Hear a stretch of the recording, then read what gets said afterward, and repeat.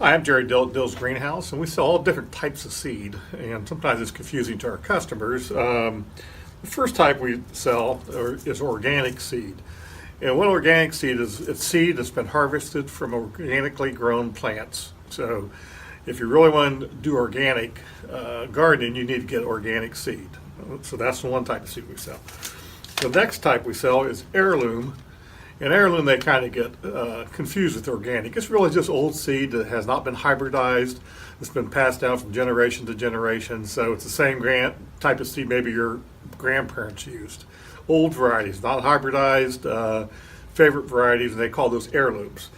The next type of seed we sell, and there's a lot of other seeds that they don't classify as heirlooms, they're not hybridized also. Now here's a tomato seed called Big Beef. This is a hybrid seed that has been crossed between plants, and then they pick out the best of all worlds. And what's nice about some of the hybrid seeds is they maybe produce heavier, they have disease resistance, and they're probably earlier. So hybrid is not a bad thing either.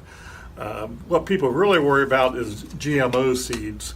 None of the seeds we sell are genetically modified, so we don't carry any. All of our seeds are non-GMO.